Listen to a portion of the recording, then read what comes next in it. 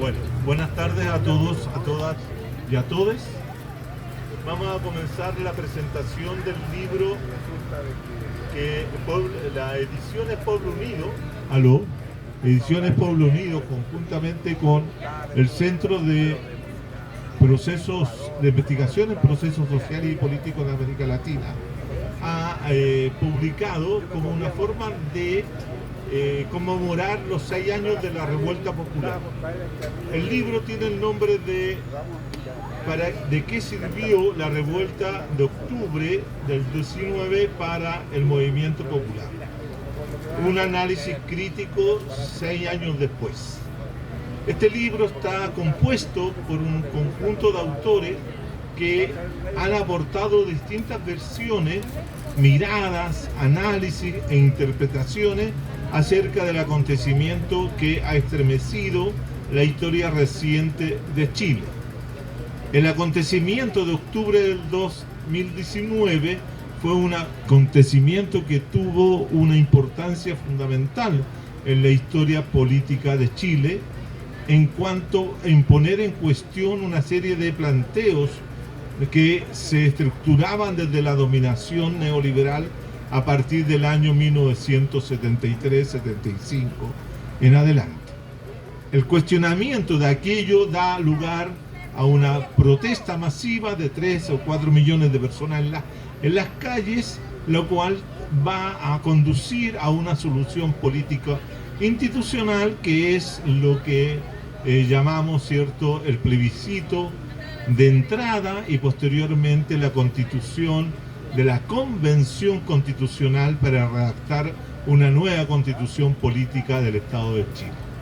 Esa nueva constitución política fue planteada a través de esa convención y en septiembre del 2022 la población, la ciudadanía chilena terminó rechazando de manera contundente ese proyecto con una votación de un 62% en contra.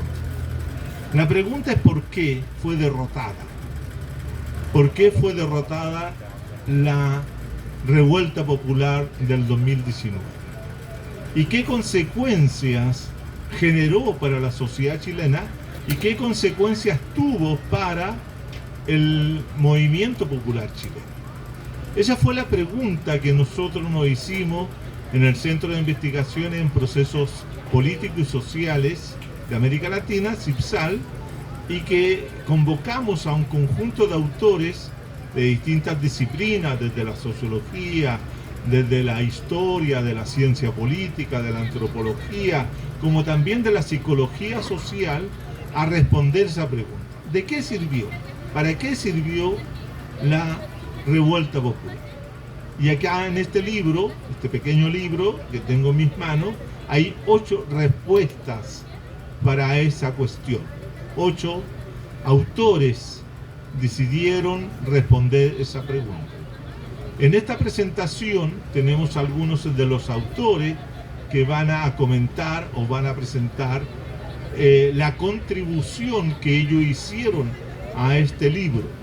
Este es un libro, yo diría, con una pregunta incómoda, que incomoda a las organizaciones sociales, a las organizaciones políticas, a los intelectuales, etcétera, porque interroga, interpela, cuestiona la existencia misma, quizás, de aquello que nosotros denominamos movimiento popular. ¿En qué está el movimiento popular hoy día? Frente a eso también respondemos sobre la conmemoración de estos 6 años de la revuelta en el contexto del escenario electoral que vivimos actualmente. Todos sabemos que hoy día estamos a pocas horas de iniciar un nuevo proceso electoral en la cual nos permitirá elegir un nuevo gobierno, como también un nuevo parlamento y el 50% de la Cámara de Senadores y Senadoras. De manera entonces que estamos en una coyuntura muy relevante. Y por esa razón hemos accedido a esta invitación que nos hizo la Feria del Libro de la Comuna de San Miguel para presentar este libro y invitar a todos los paseantes, a toda la gente que se están interesada en asistir a esta feria, a escuchar algunas reflexiones políticas tan necesarias para poder tal vez elegir mañana con mucha información. Frente a esta ocasión, en este momento, hay algunos autores invitados.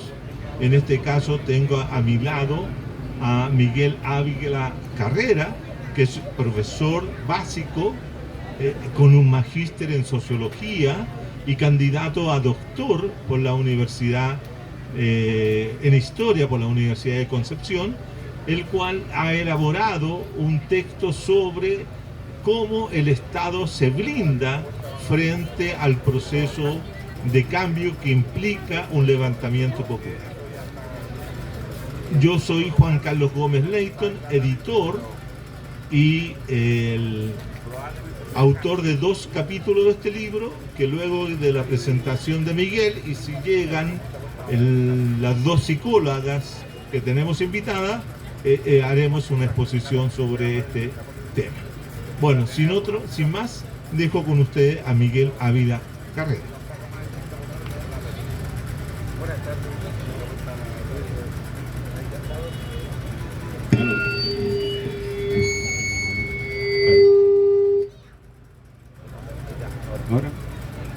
Buenas tardes, mi nombre es Miguel Ávila Carrera y yo vengo a presentar el capítulo del libro que yo construí que se llama El movimiento popular en la emergencia del neoliberalismo blindado, falta de herramienta orgánica. Dentro de los antecedentes que nosotros construimos en este capítulo, o construí en este capítulo, está que desde 1990 los sucesivos gobiernos democráticos han implementado medidas de diverso tipo para fortalecer el control y el orden social, específicamente el orden neoliberal, como fue la cárcel de alta seguridad en Santiago a principios de la década de los 90, el Consejo Coordinador de Seguridad Pública y los sucesivos planes antidelictivos que se han aplicado en los distintos gobiernos y en los distintos territorios. Y además inundar todos los espacios públicos con sistemas de televigilancia desde 1990 en adelante hasta el día de hoy. La revuelta popular del 2019 cuestionó y resquebrajó el orden neoliberal, posibilitando una ruptura con las formas de control social construidas en el posautoritarismo en Chile. Por lo tanto, se construyeron nuevas formas fortificadoras del orden, encadenando las doctrinas de la seguridad nacional con la seguridad pública y la seguridad ciudadana.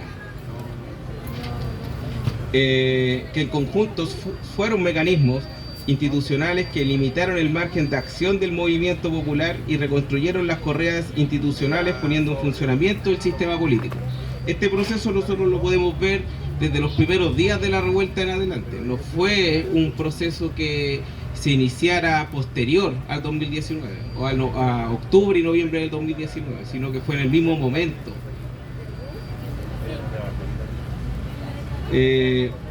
Entonces, en ese contexto, se hace necesario contestar la pregunta de qué sirvió la revuelta popular para el movimiento popular específicamente, y sería una pregunta pertinente a responder a 6 años después. Entonces es necesario abordar los mecanismos de control nuevos y viejos mecanismos usados durante y posteriormente al 19 de octubre del 2019 para el mantenimiento y la fortificación del orden. Algunos fueron visibles en aquel momento, como el blindaje de los comercios y los espacios públicos, que hasta el día de hoy nosotros lo podemos ver, por ejemplo, cuando uno va a la Alameda, ve los semáforos antivandálicos, o los refuerzos en los comercios, en los supermercados, tal vez el mismo mall que está al lado de donde estamos nosotros ahora, tiene los refuerzos antivandálicos puestos ya, de forma permanente. En la misma convención constitucional, y en la nueva legislación que emergió desde aquel momento, como fue la ley antibarricadas, la ley Naín Retamal, que en su conjunto fueron y son los limitantes para cualquier movimiento social que quiera manifestarse de ahora en adelante. Entonces, estas nuevas formas hay que analizarlas de forma encadenada y que permiten observar las nuevas dimensiones y las carencias del movimiento popular que mantienen las organizaciones sociales y las organizaciones de izquierda para superar o transformar la realidad. Entonces, si nosotros hacemos memoria, nos podemos dar cuenta que durante la semana del 22 de octubre fueron anunciadas las primeras medidas sociales, y yo creo que todos nos acordamos de eso cuando vimos todo en televisión y estábamos todos escuchando. Yo creo que todo Chile paró para mirar qué se iba a hablar. Y que fueron anunciadas junto con una mesa de diálogo entre el gobierno y los partidos institucionales. En aquel momento, nosotros, o gran parte de las personas, pensaba que eso iniciaba un nuevo momento, pero no se pensaba que en sí misma era una reacción conservadora para institucionalizar el movimiento social, para llevarlo por los cauces institucionales y en el fondo para desactivar la movilización callejera y llevarla a un cauce institucional para legitimar las instituciones vigentes. Entonces, el 12 de noviembre fue anunciado el acuerdo para una nueva constitución, todos lo debemos recordar, y que ya es la puesta en marcha de la reacción conservadora, significando el aislamiento del movimiento popular y dejándolo fuera de juego, e instalando la institucionalidad política como garante y como actores relevantes dentro del proceso político. Esta construcción de mecanismos es una transición en sí misma, desde un orden post-autoritario a un nuevo ciclo político neoliberal. Y este proceso de transición, que a lo mejor yo el otro día lo pensaba, y también se lo había comentado al profesor, que nosotros hablamos y nos planteamos, ¿no?, que estamos haciendo un proceso transicional, y lo podemos pensar que puede ser una transición hacia mayores espacios de libertad, hacia mayores espacios de justicia social, pero también puede haber una transición de un orden a un orden más autoritario, o sea, un orden que custodie de mejor forma las relaciones sociales imperantes en el actual Chile. Y eso hoy día lo podemos ver, por ejemplo, que a pesar del fracaso de la Convención Constitucional del CAS, tenemos a un tipo como el Kaiser, que habla abiertamente de decir: yo le voy a declarar la guerra a todo el mundo. Aquello hace 4 o 5 años era impensable. Por lo tanto, en este nuevo ciclo político, el acuerdo por la paz fue acompañado por el refuerzo de la inteligencia policial, como si uno lo mira en la prensa lo puede ver constantemente, con las querellas de seguridad por interior del Estado y la compra de material antidisturbio que fueron como comprados. Si uno mira toda la evidencia heurística, todas las noticias de prensa de aquellos años, o de aquel tiempo, que en realidad no es tanto, puede ver cómo se empieza a invertir en traer material antidisturbio desde distintas partes del mundo, y específicamente desde Israel y desde Estados Unidos. Y el traspaso de los medios blindados del ejército hacia las policías, que fueron repintados con color blanco y que hasta hace unos meses o unos años atrás todavía los podíamos ver por distintos lados de Santiago. Este blindaje del modelo se expresa de forma tangible en el espacio, en el comercio y en los espacios públicos. Pero también este blindaje es producto y expresión tangible de un choque político entre el mundo popular y el mundo institucional, con las reglas del juego institucional, debiendo el sistema blindar su comercio e infraestructura urbana para normalizar las actividades cotidianas como un elemento central. Por ejemplo, el metro fue reparado rápidamente para asegurar la mano de obra y la fuerza laboral. Si todos nos hacemos memoria, las reparaciones se hicieron súper rápido. No fue un periodo de muchos meses o de mucho tiempo, sino se hizo relativamente rápido. Y además que todas las reparaciones incluyeron refuerzos antivandálicos.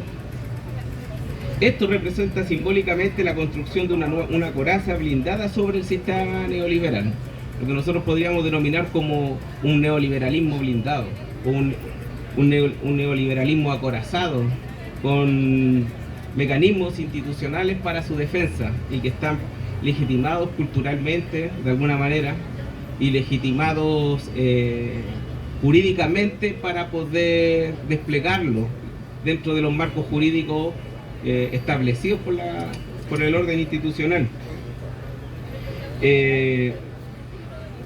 Por eso esto también refleja las acciones políticos institucionales también se ven acompañadas con este proceso, como por ejemplo la Agenda de Seguridad Pública y Paz Social, los más de 8.000 millones de dólares destinados a la compra de materiales antidisturbios y armas no letales, y en la decisión, y esto es súper importante, de reflotar la creación del Ministerio de Seguridad durante diciembre de 2019. Cuando uno mira y busca de cuándo viene la idea de construir el sistema o el Ministerio de la Seguridad, no es una idea nueva, es una idea que se viene trabajando desde el año 2004 más o menos en los documentos del Ministerio del Interior y en los documentos del Congreso Nacional de Chile. Uno lo puede observar como que ya está instalado como una idea central la construcción de una institución dedicada a la seguridad hace más de 20 años. Maniobras que fueron un complemento al acuerdo anunciado el 15 de noviembre para el cambio constitucional, institucionalizando el conflicto social y dando la posibilidad de vigorizar el actual régimen neoliberal. Esto también lo podemos relacionar con otra dimensión, como vendría siendo durante la misma convención constitucional, que se desató una guerrilla digital, como nosotros podríamos recordar, momento donde la totalidad del pueblo de Chile se encontraba confinado por las medidas sanitarias por el COVID-19 y convertido en un consumidor de contenidos digitales. O sea, todo el mundo estaba con el internet mirando noticias porque estábamos todos encerrados. Y eso permitió brindar representar la Convención Constitucional como un reality show, con las excentricidades, todos recordaremos las distintas cosas que pasaron, con una proyección de excesos, y eso brindó el material para construir una narrativa y deslegitimar el trabajo constitucional. Eso activó de alguna manera las representaciones sociales neoliberales en los sujetos para la defensa del orden. Entonces ya en ese momento, con el movimiento popular y todas las organizaciones sociales reducidas en su margen de acción en los espacios públicos y sometidos por las restricciones sanitarias, se había convertido en un espectador, limitando su capacidad creadora y transformadora. Esto no fue advertido por la izquierda, fenómeno que muestra una falta de herramienta orgánica y las correas de transmisión necesarias para poner las fuerzas motrices en movimiento para transformar la sociedad, lo que posibilitó la derrota y el fortalecimiento y el blindaje del actual modelo de dominación capitalista. Entonces, deja para la izquierda ciertas cosas, o tareas pendientes, como se podrían denominar, como asumir la incapacidad política para construir un proyecto transformador, y eso es la izquierda en su conjunto. Una crítica que debe ser asumida por las élites de la misma izquierda, que no fueron capaces de sintonizar con el movimiento popular o con el movimiento social, o derechamente se olvidaron de él en este proceso de inclusión de distintos actores o distintas personas a la administración pública. Y también la construcción de una expresión orgánica que logre articular las correas de transmisión entre el movimiento popular y las organizaciones de izquierda, que pueda hacer frente al actual modelo de vigorizado, blindado, política y culturalmente que está imperante en Chile. Entonces, a modo de conclusión, preguntarse de qué sirvió de varias cosas. Primero, exponer la capacidad creativa y movilizadora de la gente, y del pueblo en su conjunto, y la capacidad de transformar su realidad, y de resquebrajar y poner entredicho el orden. Eso es lo principal, que las personas lograron entender que el orden social lo construyen ellos y que se están sometidos porque ellos mismos lo permiten. Segundo, exponer las incapacidades de la izquierda, y este es un tema fundamental para la izquierda en su conjunto, entender la incapacidad y proyectarse y preguntarse cuáles son esas incapacidades y cómo se deben resolver para el futuro inmediato, y exponer de forma clara la verdadera cara del sistema, que a lo mejor a muchas personas se le ha ido olvidando. También exponer las barreras que se han construido en el actual presente para la defensa del orden, todo el marco legislativo, todas las nuevas instituciones, y que se hace necesario tener muy presente para poder hacer frente a lo que se viene o a lo que se está planteando, a lo que está asomando mañana para todos y todas las personas de este país. Por lo tanto, básicamente es eso. Buenas tardes, esa es mi presentación. Gracias. Gracias, Miguel. A continuación, quiero dejar con ustedes a la doctora en procesos políticos y sociales de América Latina, la psicóloga y especialista en temas de derechos humanos, doña Elisa Neumann García. Con ustedes.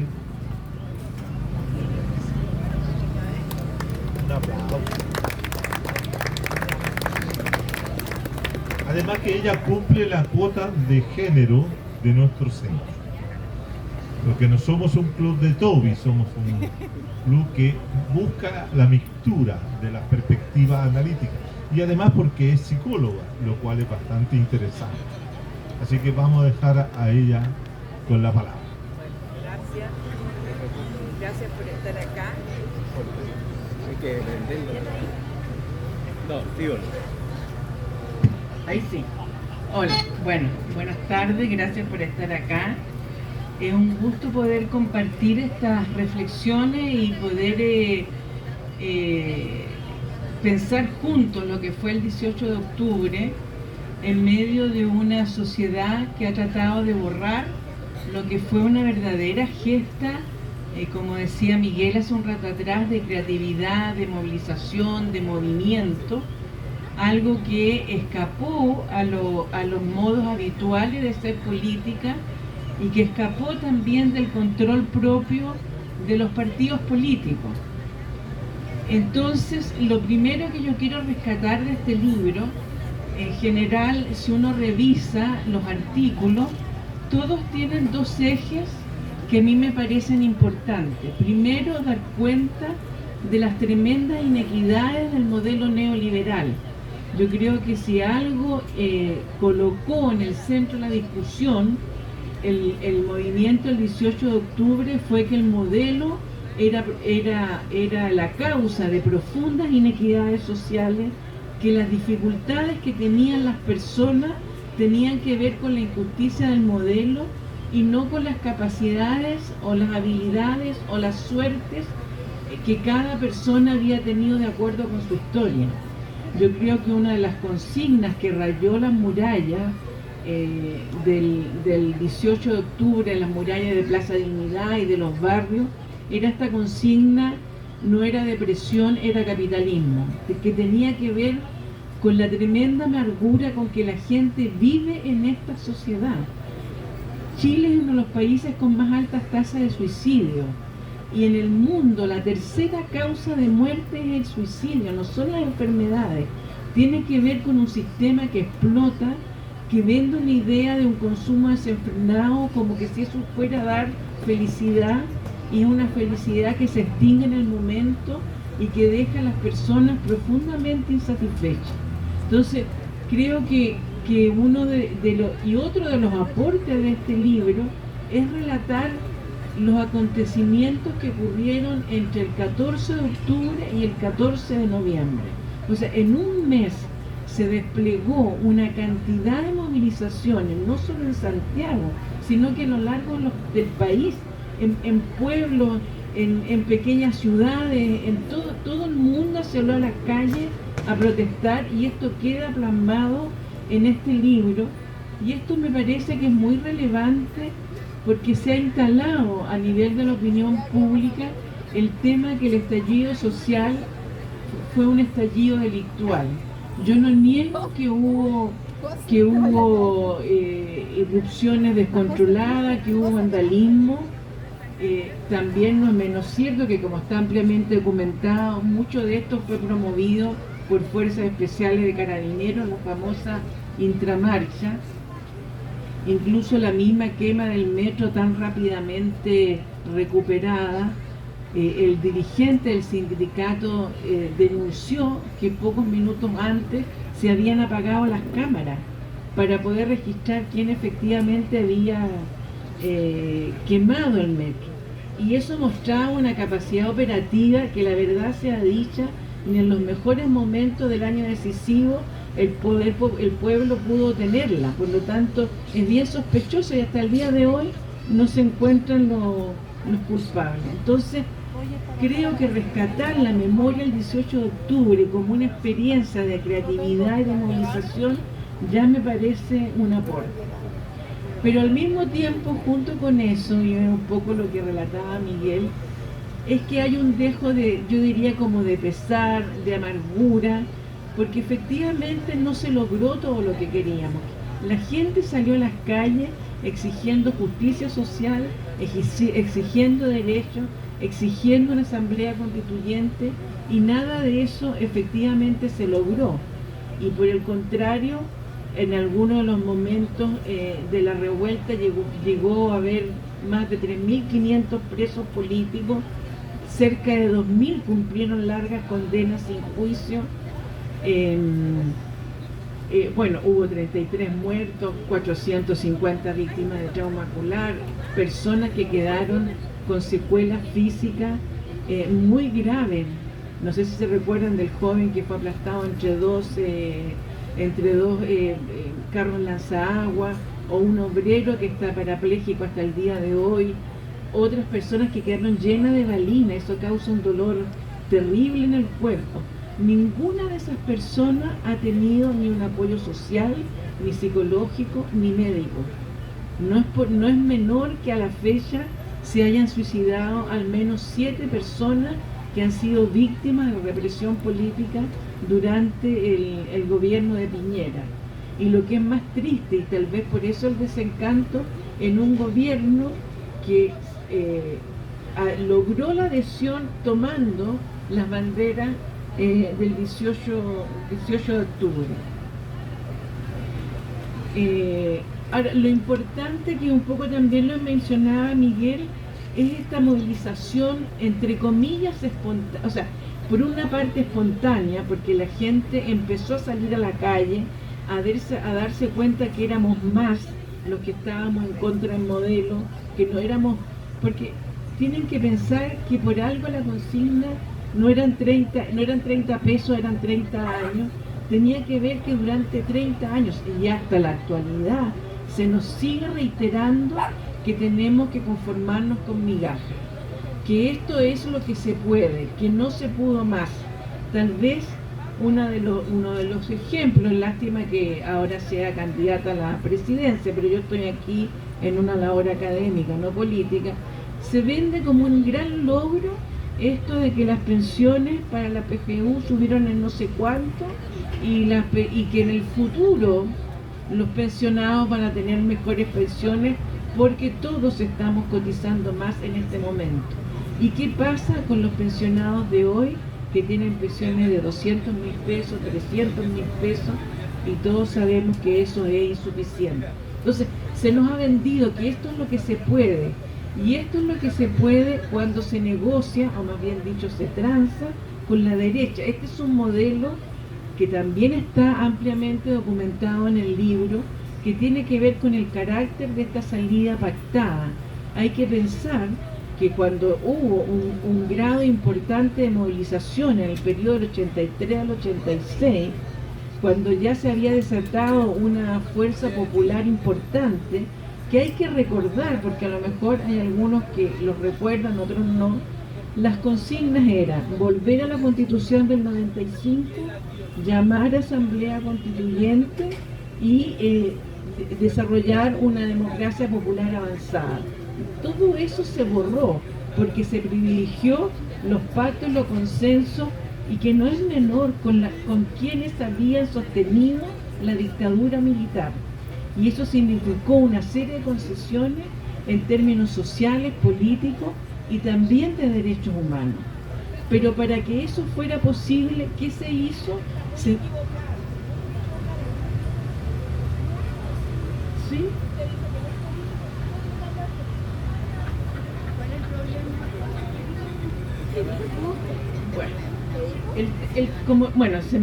El tema es que para que fuera posible esta operatoria de pactos políticos y de consensos, era necesario borrar la historia.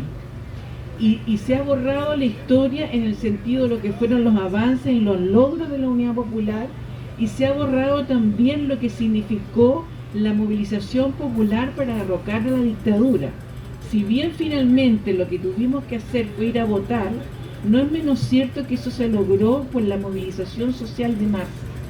Entonces todo este periodo se lo connota como un periodo de violencia, de desorden, de caos, de la necesidad de volver a la democracia, de portarnos bien, y esto va creando una subjetividad que es más proclive a los mensajes del modelo. Juan Carlos, esto lo discutimos siempre, él lo plantea en su libro, él habla de que se ha ido construyendo un sujeto neoliberal.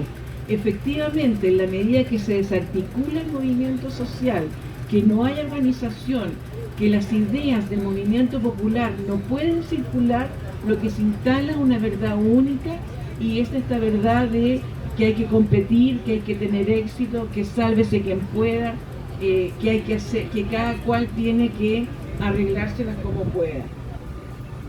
Ahora, en ese sentido, yo encuentro que si bien no se lograron medidas sociales concretas desde el punto de vista sociopolítico, hubo avances importantes. Lo primero, que quedó absolutamente cuestionado el modelo neoliberal, que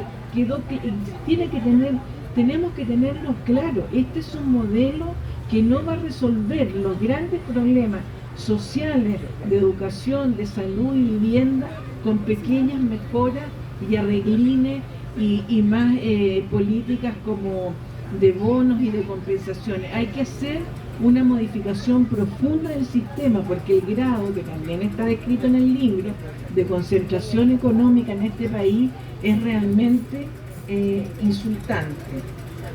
Ahora, ¿por qué fue posible este movimiento? No solo porque las contradicciones respecto de las aspiraciones y deseos de las personas y lo que el modelo realmente entregaba empezaron a hacer agua y empezaron a chocar, sino que también fue posible porque esto también a mí me interesa rescatarlo, porque ha seguido existiendo en los barrios, en las poblaciones, en los centros de trabajo, grupos organizados que siguen sosteniendo un ideario de que un mundo nuevo es posible, de que podemos construir una sociedad más justa, una sociedad más democrática, y eso es lo que emerge con fuerza en el curso de las movilizaciones del 18 de octubre. Y es por eso también que los partidos del orden, y ahí pongo todos los partidos que sostienen el sistema, corrieron rápidamente a hacer pactos. ¿Y cuál fue el pacto? El famoso Acuerdo por la Paz y la Democracia, que tiene dos connotaciones. Primero, connotar las movilizaciones del 18 de octubre como movilizaciones que eran violentas, que eran caóticas y que ponían en riesgo la democracia, cuando al revés, lo que se estaba pidiendo era profundizar o hacer de esta sociedad una sociedad efectivamente democrática. Nosotros creemos que la democracia es ir a votar cada cierto tiempo, y cuando vemos que tenemos que lidiar con campañas millonarias, con ejércitos de bots, con medios de prensa y propaganda controlados por el gran capital, es bien difícil para los sectores populares poder lograr una representación más justa en el Parlamento, digamos. Entonces, nuevamente se empleó el mismo dispositivo cursado durante la concertación, que fue estigmatizar el movimiento popular, perseguir a sus dirigentes, mantenerlos encarcelados y negar efectivamente las demandas. Y aquí hay entonces una operatoria de represión política que se apoya en la fuerza, pero que además instala un discurso que se transforma también en represión psíquica, porque hay ciertos contenidos, ciertas ideas y ciertos imaginarios que aparecen proscritos y que aparecen, por lo tanto, estigmatizados. Entonces, yo quisiera terminar diciendo que si bien no se ha logrado constituir todavía un movimiento que articule estas distintas demandas y que esto sigue siendo una tarea pendiente, Lo que sí me parece importante de este movimiento fue que logró articular demandas muy diversas, sostener opiniones y puntos de vista muy disímiles, lo que da cuenta de la necesidad de desarrollar formas de organización colectiva mucho más democráticas, mucho más horizontales, con estilos de coordinación y de conducción rotativa que permitan efectivamente que circule los deseos, las aspiraciones, las manifestaciones que circulan desde la base social. Casi todos los artículos hablan de la necesidad de una conducción centralizada, un partido único. Yo creo que eso es algo que más bien tendríamos que repensarlo y que discutir, porque cuando se centraliza demasiado la conducción de un movimiento, es lo que empieza como a justamente coartar la posibilidad de incidencia y de participación de la diversidad de personas y movimientos que existen en esta sociedad. Entonces, yo me quedo que a pesar de la derrota en el corto plazo, me quedo con una posición un poco más optimista, porque pienso que esto que por el momento está impedido de circular, que está impedido de expresarse, el hecho que estemos acá y que haya otros lugares, me hace pensar que algo de esto puede resurgir en un momento próximo a futuro. Gracias. Gracias, Elisa, por tu presentación. Bueno, como yo soy el editor y autor de 2 textos dentro del libro, y al mismo tiempo el que convocó a los diversos autores a responder la pregunta que tiene que ver con las respuestas que dieron dentro del libro. Son muy distintas muchas veces las articulaciones, los argumentos o los planteos que hacemos posterior a la presentación del texto. Y eso puede haber una distancia entre lo que digo o lo que dice o lo que dijo con lo que se dice en la presentación. Eso es interesante marcarlo, porque muchas veces da la impresión de que vamos a encontrarnos con un libro que va a responder a una serie de cuestiones como las que ha planteado Elisa o las que ha planteado Miguel, y no necesariamente están respondidas en el libro.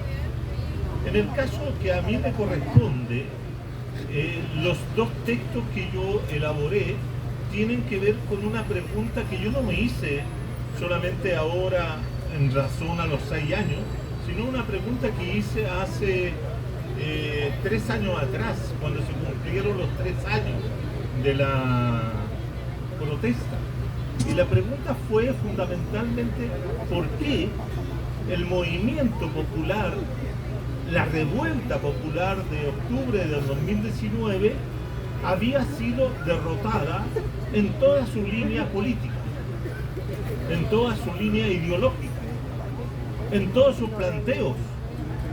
Porque una cosa es recuperar el acontecimiento, que recuperamos el acontecimiento de múltiples veces, lo cargamos con una cantidad de elementos, lo dotamos con una potencia política, social, imaginativa muy fuerte, que nos hace preguntarnos por qué esa potencia política que se demostró en las calles, como por ejemplo el 25 de octubre del año 19, donde cerca de 1.200.000 personas coparon Santiago, y a lo largo y ancho de Chile eran 3 millones o más, y nos daba la impresión, por el movimiento que tenía todo el acontecimiento, de que todo lo sólidamente construido por la dictadura militar, cívico-militar, y de la concertación de partidos por la democracia durante 20 años o 25 años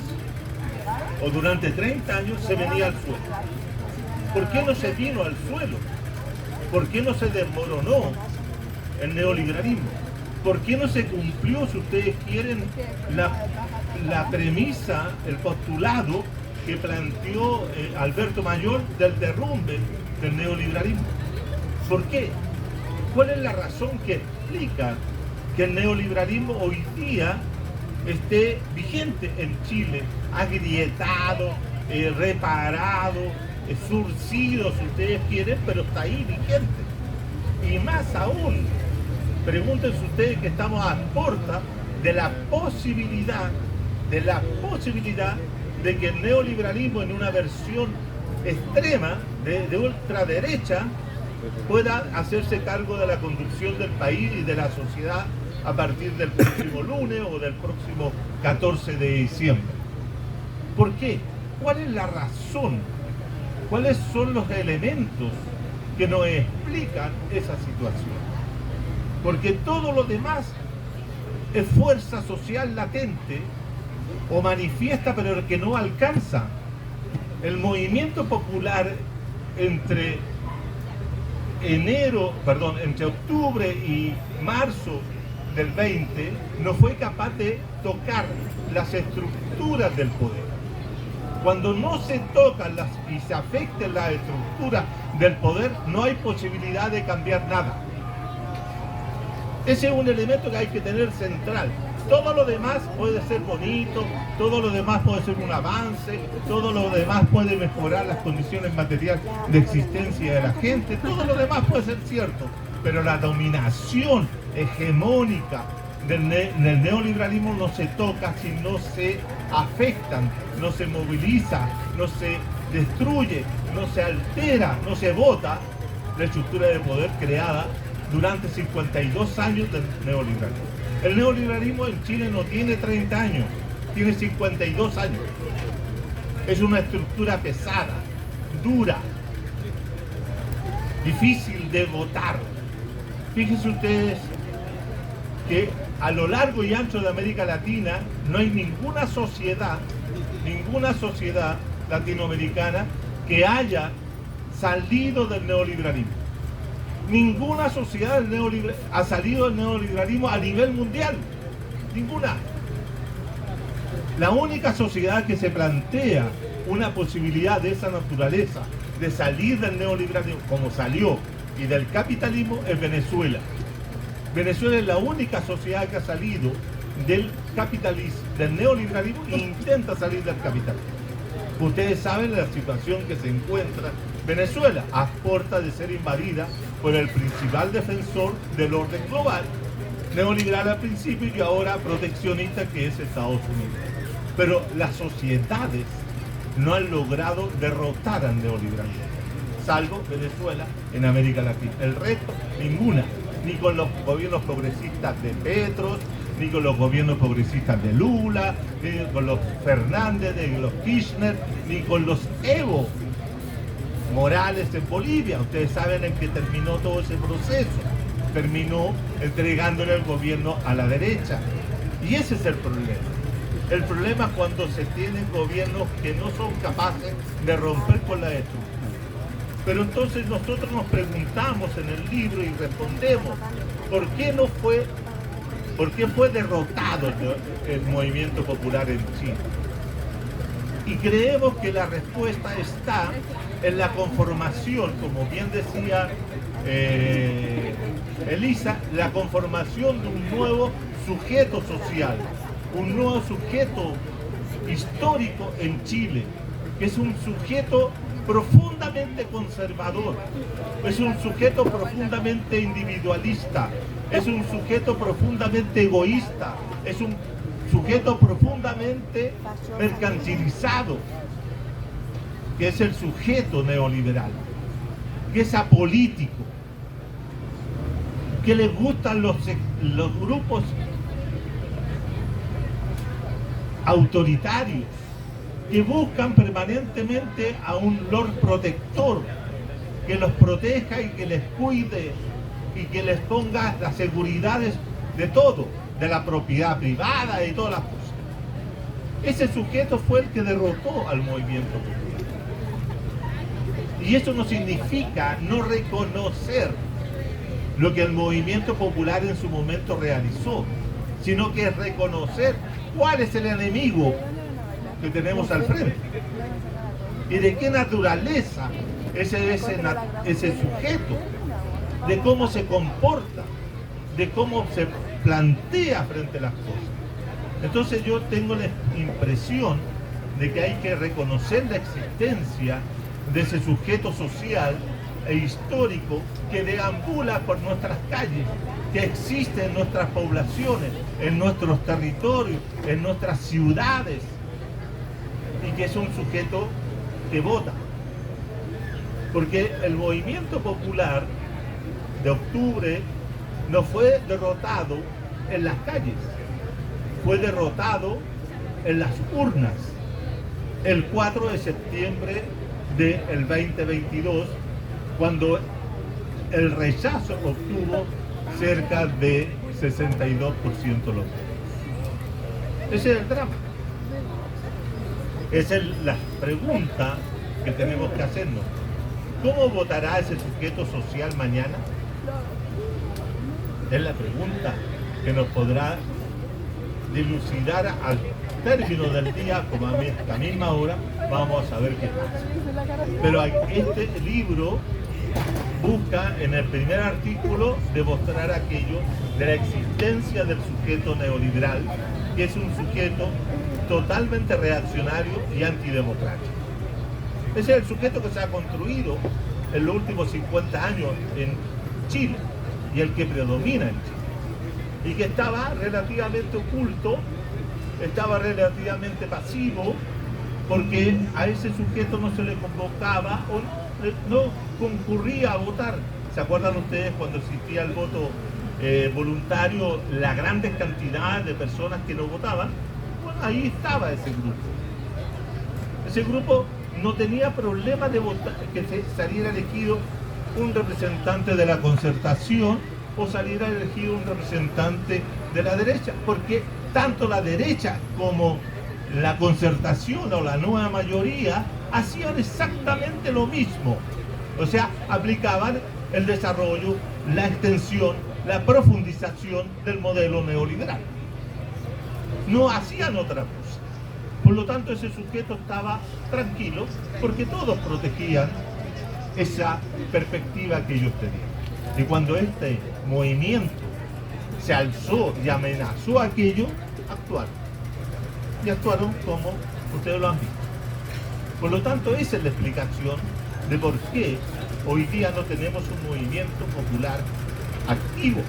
Y es más, lo más terrible de todo, es que mañana ustedes cuando vean la ficha, el voto, no hay nadie que represente los intereses populares, reales y efectivos. Quizás solo el profesor Artés. El resto, los otros 7, desde Meo, desde Marco Enrique Ominami, hasta José Antonio Kast, pasando por Kaiser, Matei, Jara y Nichols, son todos son hombres y mujeres del neoliberalismo, que no van a hacer otra cosa de lo que se ha hecho en los últimos 35 años o 50 años en Chile. Hacer neoliberalismo y que este sea lo más triunfante posible. Gracias.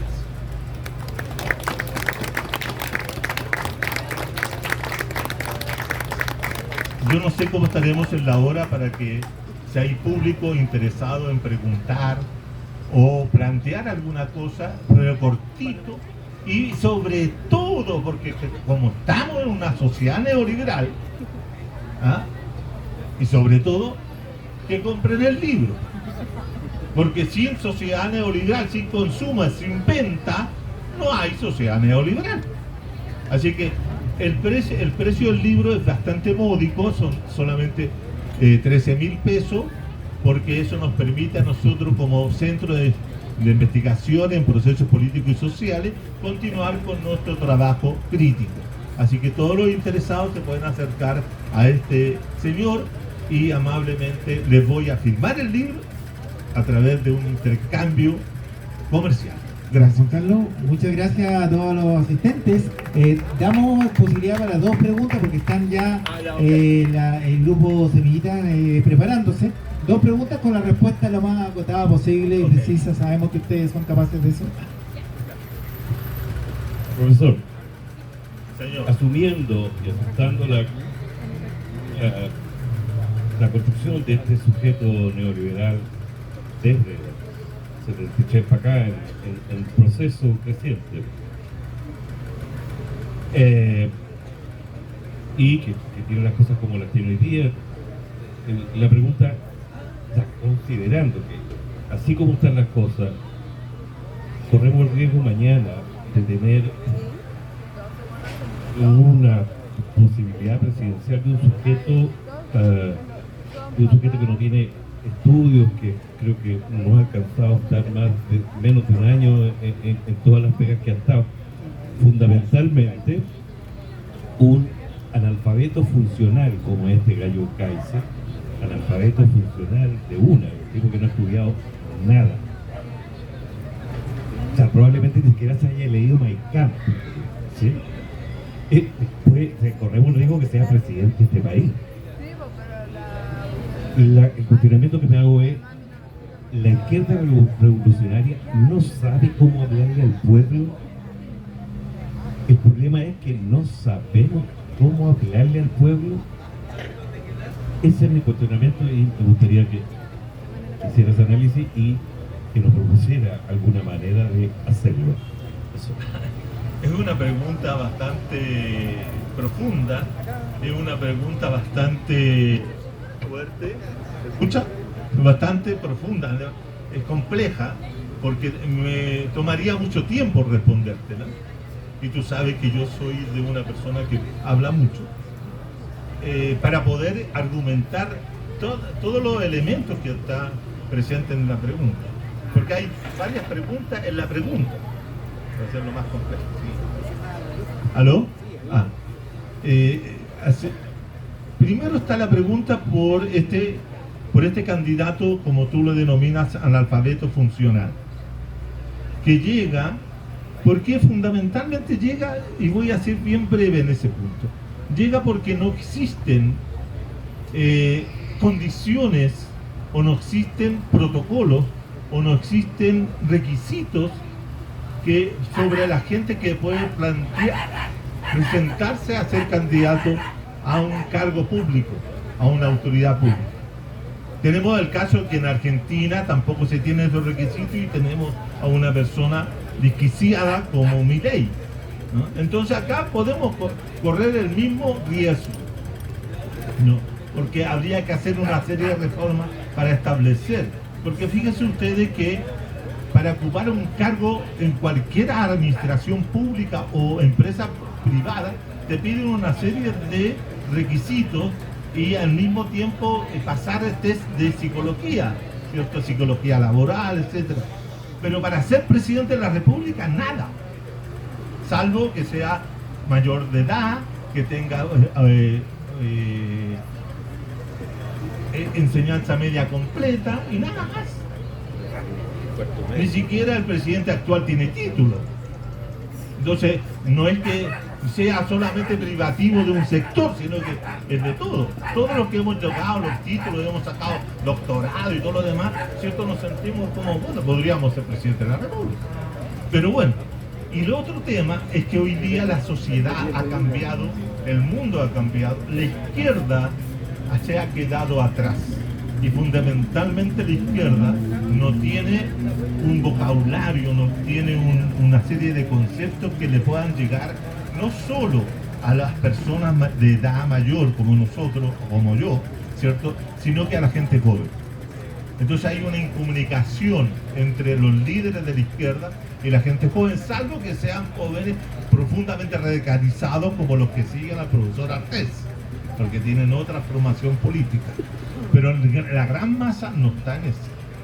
Entonces ahí hay una serie de cuestiones que tienen que ver con comunicación. Y sobre todo, ¿por qué?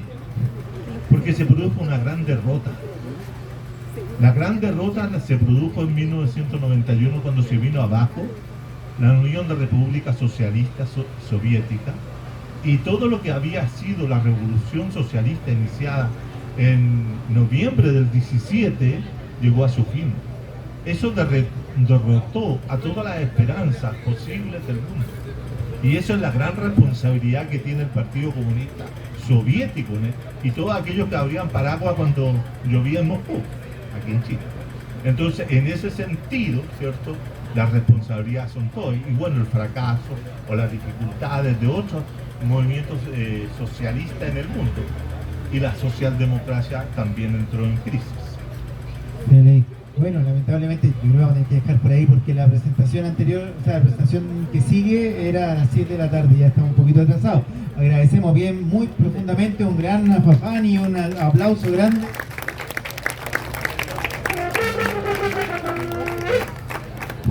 Muchas gracias. Y vamos a preparar un poquito aquí el escenario. Le invitamos a quedarse porque viene el grupo de La Florida, el Brote de Semillita, que van a presentar un cuadro de bailes de Argentina y la Patagonia. Así que un interesante, seguimos con un interesante programa. Vamos a despejar un poquito el área aquí adelante y comenzamos inmediatamente. Así que, y le pedimos, profesor, le pedimos, acá profesor, le pedimos que se desplace a esta mesa para